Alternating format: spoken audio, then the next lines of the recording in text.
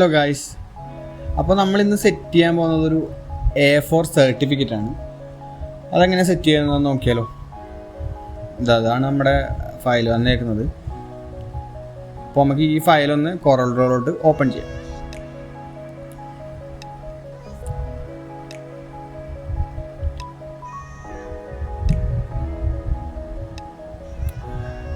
ഇതാണ് നമ്മുടെ ഫയൽ. ഇതാണ് നമ്മൾ സർട്ടിഫിക്കറ്റായി സെറ്റ് ചെയ്യാൻ പോകുന്നത്.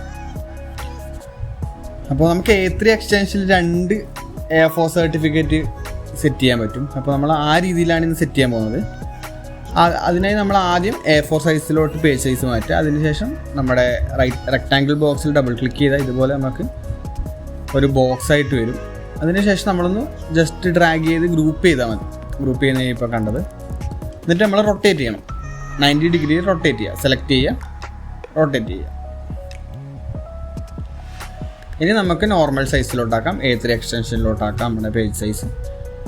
അതിനുശേഷം നമുക്ക് കട്ടിങ് മാർക്ക് ഇട്ട് ഇത് അപ്സൊക്കെ ഇടാനുണ്ട്. അപ്പോൾ നമ്മൾ എന്ത് ചെയ്യാം, മാക്രോ യൂസ് ചെയ്യാം. Run macro. ടില്ലർ ടൂളാണ് യൂസ് ചെയ്യുന്നത്. ടില്ലർ ടൂൾ റൺ കൊടുക്കുക. നമ്മുടെ ലെങ്ത്തും മെഷർമെൻറ്റൊക്കെ കൊടുക്കുക. നമ്മൾ 3 ആണ് ഗ്യാപ്പ് കൊടുക്കാറ്. ഓഫ്സെറ്റ് 0. ഓക്കെ കൊടുക്കുക. അപ്പോൾ നമുക്ക് സർട്ടിഫിക്കറ്റ് ആയി കിട്ടിയിട്ടുണ്ട്. പക്ഷെ നമുക്കൊരു ചെറിയൊരു പ്രശ്നമുണ്ട് ഇതിൽ. നമുക്ക് ഈ ഔട്ടർ ലൈനിൻ്റെ ആവശ്യമില്ല. നമുക്കതൊന്ന് നൺ ചെയ്ത് കളയണം, അല്ലെങ്കിൽ ഹൈഡ് ചെയ്യണം. അപ്പോൾ നമ്മളെപ്പോഴും ചെയ്യുന്ന പോലെ തന്നെ നമ്മൾ റൈറ്റ് സൈഡ് കാണുന്ന കളറിലാണ് നമ്മൾ പോയിട്ട് നൺ ചെയ്യാറ്. പക്ഷെ അങ്ങനെ നൺ ചെയ്യുമ്പോൾ ഇത് മൊത്തത്തിൽ പോയി. ഇങ്ങനെ പോകാൻ കാരണം എന്താ വെച്ചാൽ നമ്മളിത് ഗ്രൂപ്പ് ചെയ്തിട്ടാണ് ഇപ്പം നൺ ചെയ്തേക്കുന്നത്. നമുക്കത് ജസ്റ്റ് അൺഗ്രൂപ്പ് ചെയ്യാം. ഓക്കെ, അൺഗ്രൂപ്പ് ചെയ്തതിന് ശേഷം നമുക്ക് നൺ ചെയ്ത് നോക്കാം. ഓക്കെ, ഇത് നമ്മളെ കട്ടിങ് മാർക്കൊന്നും പോവാത്ത രീതിയിൽ നന്നായിട്ടുണ്ട്, ഹൈഡായിട്ടുണ്ട്.